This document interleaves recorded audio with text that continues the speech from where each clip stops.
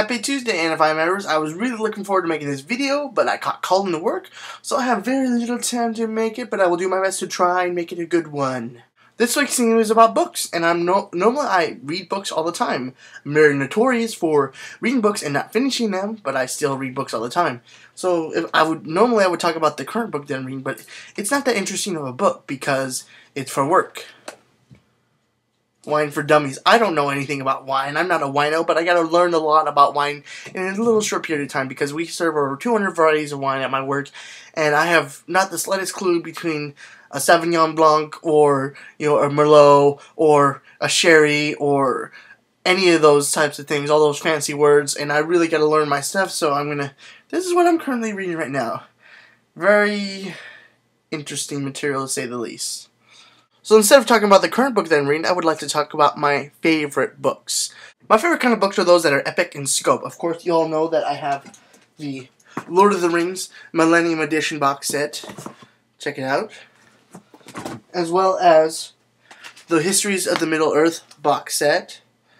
And, that's one of my favorite stories. But I hear people talking about that. And, of course, I love Harry Potter, which I have not got a chance to read all of them, but I will be reading them very soon.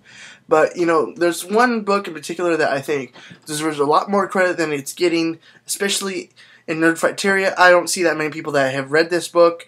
And please, in the comments below, just let me know that you love this book because I love this freaking book series. The book series I, of course, am referring to is the Dark Tower series, Stephen King's Dark Tower series.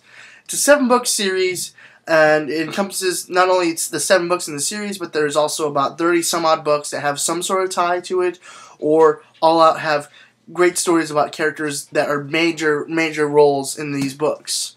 It's one of my favorite stories of all times. I would say what Lord of the Rings is to England, the Dark Tower series is to America. It's a mythos. It's a great, grand world that encompasses so much, and I wish I could I can't do it justice. You have to read it to really understand how great it is.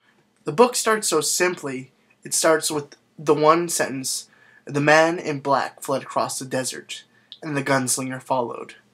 From henceforth is an epic tale of Roland of Gilead, the gunslinger from the line of Eld, that his stories sound eerily familiar to ours because the stories of him echo throughout all worlds.